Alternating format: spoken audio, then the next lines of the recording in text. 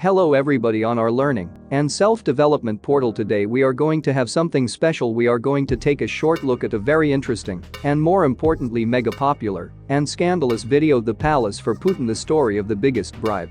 If you are not one of the more than 110 million people who watched the Alexei Navalny material due to lack of free time, but you are still interested in what it is about, our team tried to summarize the essence of the 2-hour video for you.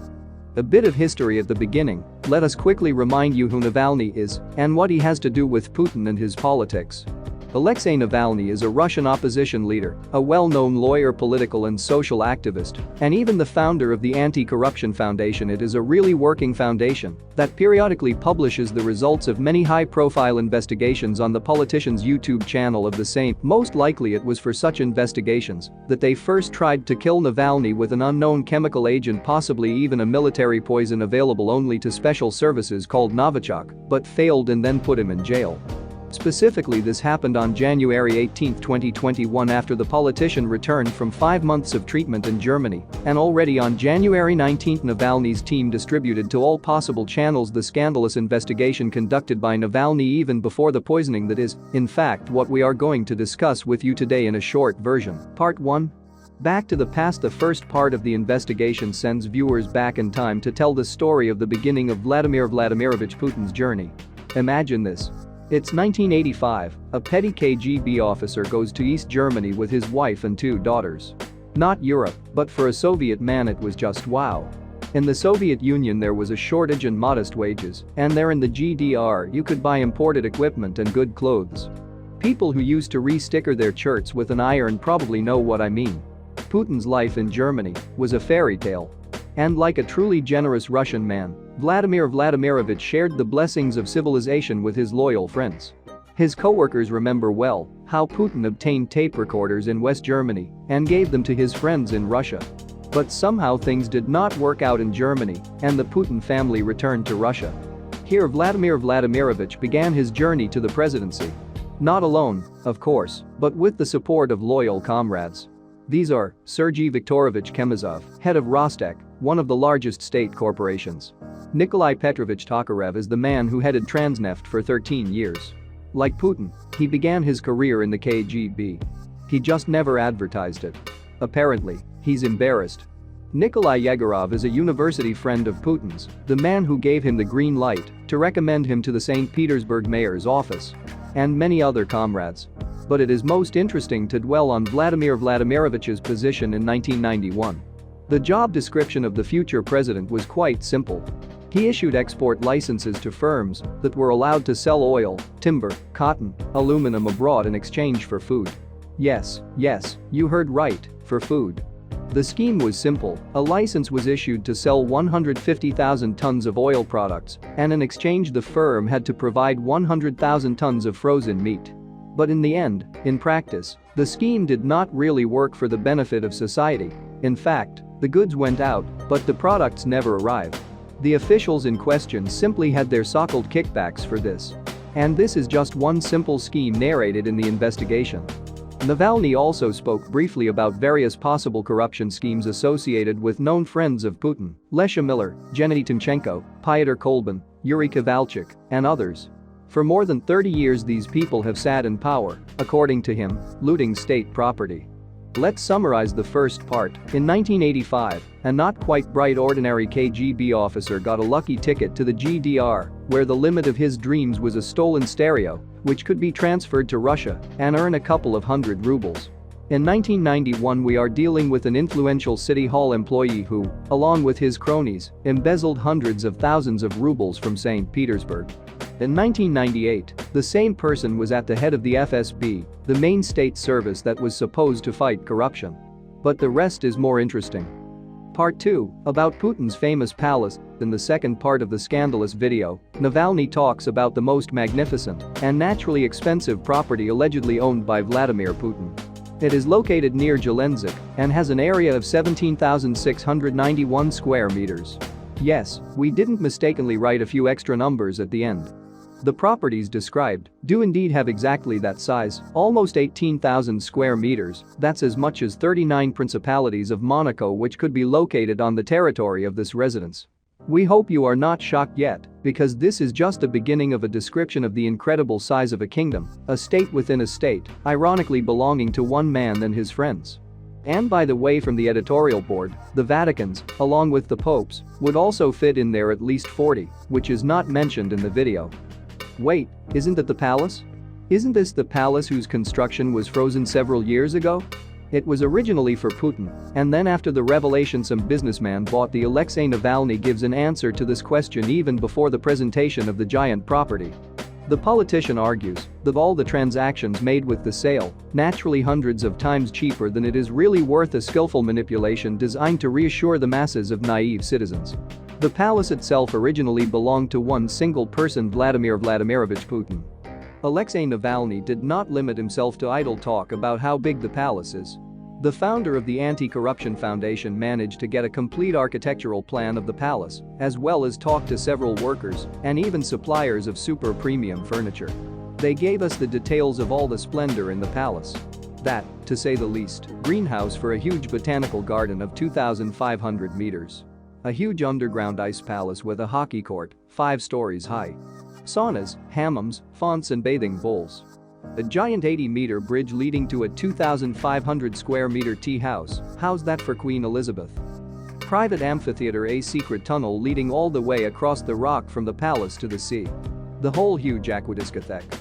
Great church. 2 helicopter pads. Checkpoint with state security guards. Oyster farms. Wineries.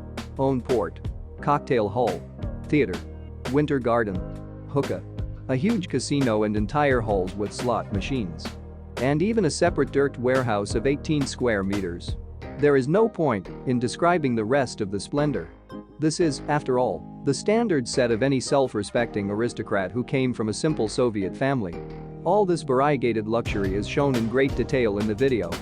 Navalny's team even managed to find rare photos of the palace's interiors, showing in all their glory dressers for 4 million rubles, dozens of sofas for several million, exclusive tiles for several 100,000 per square meter, and even the striptease pole in the hookah room, which must have cost fabulous sums. And who services all this splendor? There is no specific figure for the number of staff, but the courageous workers are counted in thousands. So, for example, just one orangery of exotic plants from all over the world is served by more than 40 gardeners, and that is about 1 for every 62 square meters. But there are also waiters, security guards, construction workers, cooks, maids, and representatives of other professions, referred to in aristocratic circles as entourage or servants. In general, not bored. Despite the fact that such work cannot be carried, even a simple little cell phone, bored just will not be. While you're cleaning a bedroom of 260 square meters, the working day will be over for sure. And most importantly, as you have already realized, this area is surrounded by a huge fence and guarded by government guards, and from all sides, both from the water and the air. Even local fishermen are officially forbidden to approach this shore for less than a mile, and it is impossible to obtain permission. In general, everything is guarded no worse than an alien landing site, so important for Russia people rest there.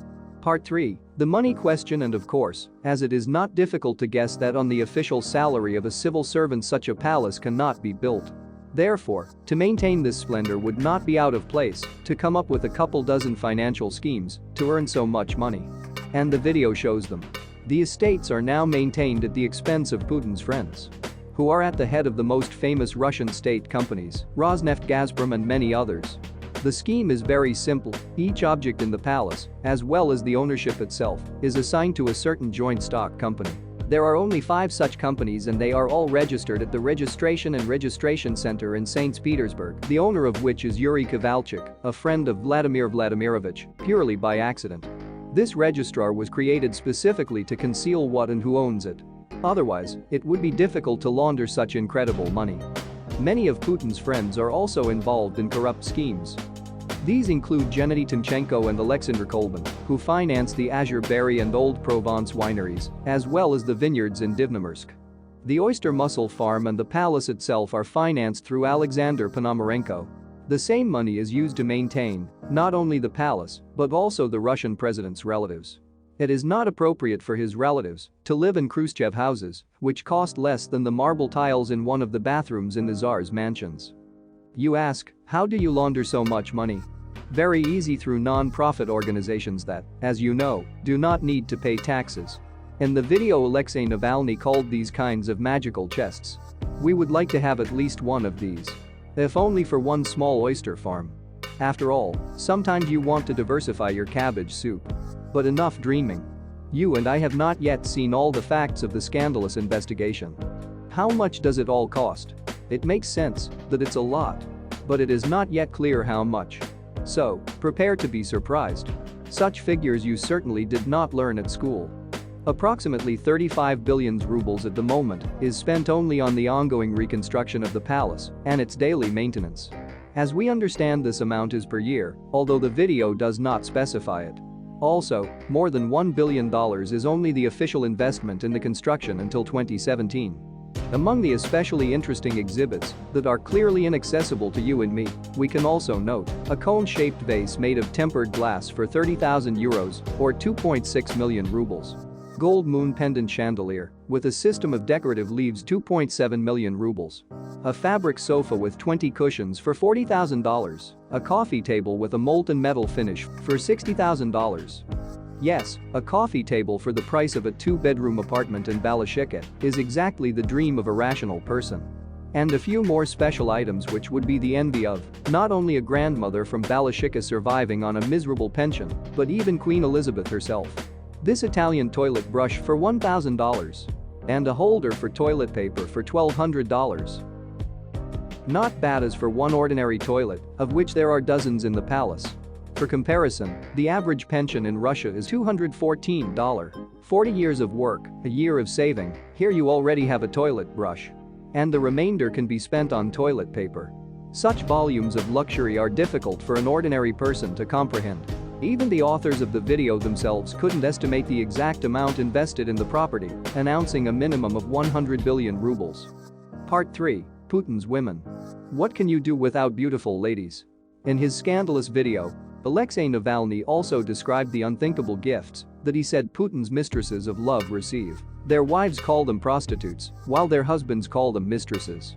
For instance, Svetlana Kravanagic, a former cleaner, is now a shareholder in the Rossiya Bank, owns several luxury apartments in prestigious districts of Moscow and St. Petersburg, a yacht, and has a beautiful daughter, Yelizaveta.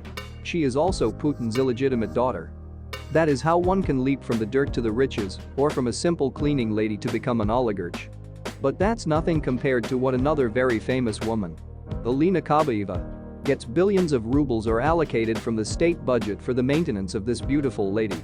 Together with her grandmother, she owns 3 plots on Rublevka, an apartment of 212 meters in St. Petersburg, 2 apartments of 300 meters each on the Arbit. She is also appointed chief media manager of the country and most of the major Russian media outlets, with an official salary of about $11 million per year. As they say, a talented person is talented in everything. A good gymnast can also be a cool entrepreneur, a person well versed in the media business without any relevant education.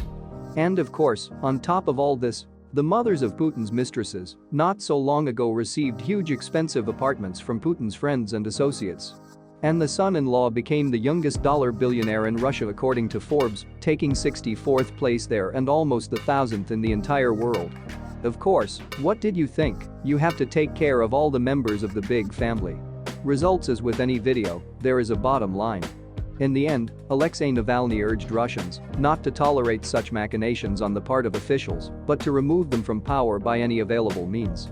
This, according to the politician, is the difference between rich countries and poor ones. In the latter, people usually put up with anything to make things better, whereas in rich countries, people are not afraid to express their position, and indeed, no matter what, things do get better afterwards. Well, how otherwise? After all, under a lying stone water does not flow. That is, in fact, the main point of this 2-hour video. Believe it or not, of course, it is up to you to decide.